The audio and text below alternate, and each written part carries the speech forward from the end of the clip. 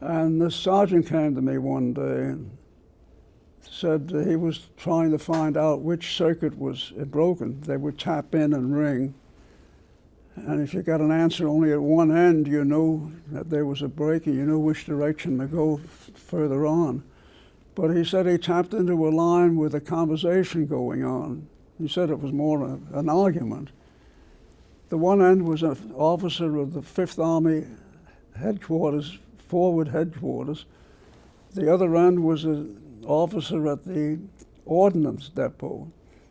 The Army officer wanted more artillery shells. Ordnance told him they're not available. He said, I saw them myself 2 weeks ago at your depot. Depot said they're not available. Why? Now the big answer was, we're holding them for Nettuno. What a breach of security. The sergeant said there was a complete silence for about 3 or 4 seconds. They realized what they did, and then they both hung up. Now this was only about 4 months before the invasion of Anzio.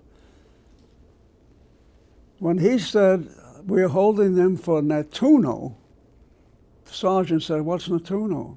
I said, well, that's either the name of an operation or a geographical location.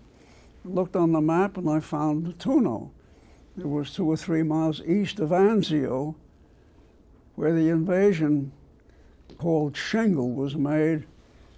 Field Marshal Kesselring, his intelligence people really missed the boat, because if there was one conversation like that on our open wire system, there must have been many, and it was so simple. There were 1,600 poles that could have been climbed to attach a wire and then sit in the bushes and listen. What a breach of security that was. Well, another coincidence was, I went to our officers' mess. We usually had visitors. And I saw one empty seat. I sat down, looked at the officer on my left, didn't know him, and we both put our hands out to shake hands, and we both said exactly the same thing. The name's Grosselfinger. This was the cousin, the orthopedic surgeon. What a coincidence.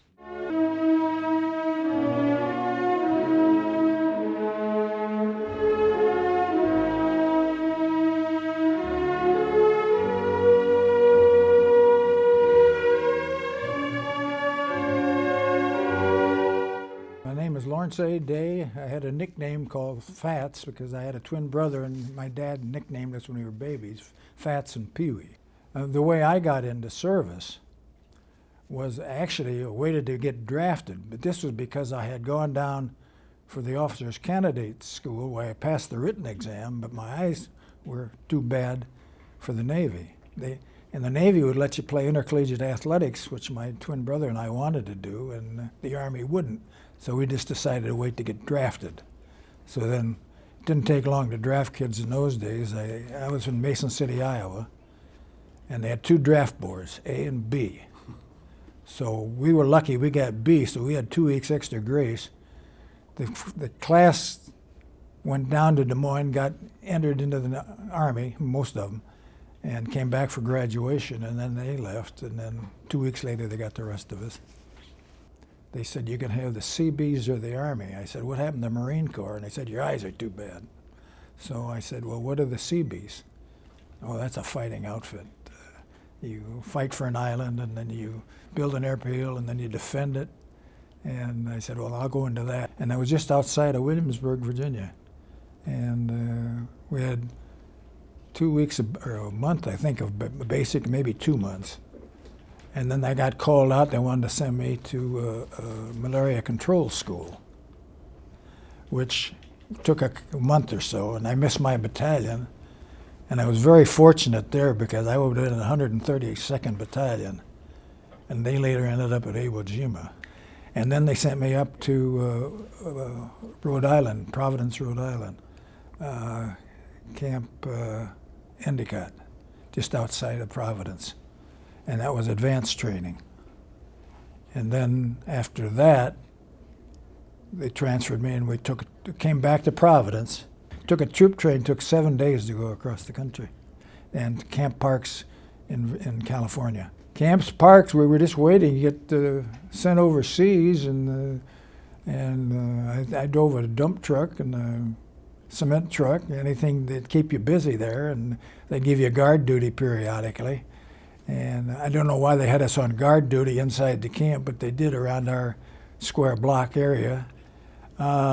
Next step was in March of 44.